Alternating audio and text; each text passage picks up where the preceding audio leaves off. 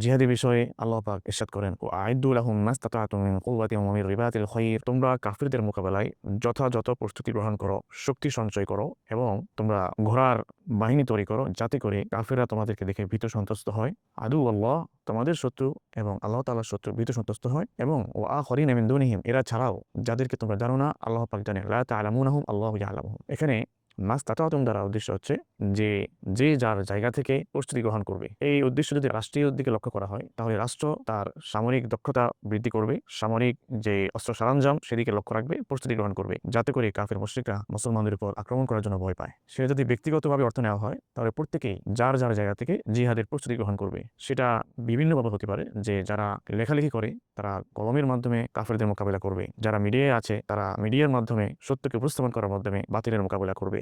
যে যেই পর্যায়ে আছে, মুজাহিদগণ এবং যারা সামরিকভাবে আছে তারা সামরিক দিক থেকে শক্তি সঞ্চয় করবে, অস্ত্র গ্রহণ করবে এবং রাষ্ট্রীয় দিক থেকে আধুনিক অস্ত্র সরঞ্জামে তারা ক্রয় করে মুসলমানদের শক্তি বৃদ্ধি করবে। প্রত্যেকেই যদি নিয়ত থাকে ইসলামের ঝান্ডাকে তুলে ধরার, তাহলে প্রত্যেকেই জিহাদের সওয়াব হাসিল করবে। এরপর এখানে একটা শব্দ এসেছে কুওয়া।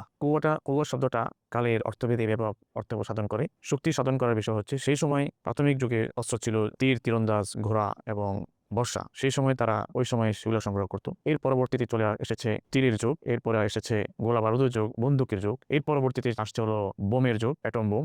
এরপরে সর্বশেষ এখন বর্তমানে আসছে নিউক্লিয়ারের যুগ। নিউক্লিয়ার আধুনিক যে অস্ত্র সরঞ্জাম, এয়ারক্রাফট, এয়ার ফাইটার, সাবমেরিন, অর্থাৎ আধুনিক যুগের এই সমস্ত অস্ত্র সরঞ্জাম, আধুনিক অস্ত্র, সেগুলোর প্রতি এই কুওয়া অর্থ হবে সেদিকে আধুনিক অস্ত্র সরঞ্জাম নিয়ে মুসলমানদেরকে প্রস্তুতি থাকার আল্লাহ পাক সরাসরি নির্দেশ দিয়েছে। কিন্তু অত্যন্ত দুঃখের বিষয়, আজকের মুসলমানগণ এই বিধান সম্পর্কে খুবই অলসতা প্রদর্শন করেছে। আজকে আপনারা দেখতে পাচ্ছেন যে ভেনেজুয়েলার প্রধানমন্ত্রীকে যুক্তরাষ্ট্র তুলে নিয়ে গিয়েছে। কোথায় দেশের আইন, কোথায় বিশ্বের সংবিধান, সবগুলোকে বিজ্ঞানগুলি দেখিয়ে আজকে লক্ষ্য করবেন যে ইরানকে, মুসলিম রাষ্ট্রের ইরান অত্যন্ত শক্তিধর রাষ্ট্র, সেই রাষ্ট্রকে আজকে চারিদিক থেকে ঘিরে রেখেছে। অন্যদিকে মুসলিম রাষ্ট্র যেগুলো সামরিক দিক থেকে দুর্বল, অধিকাংশ রাষ্ট্রে দুর্বল, তাদের নিরাপত্তার কি হবে, সেটা অনেক বড় একটা প্রশ্ন রাখে।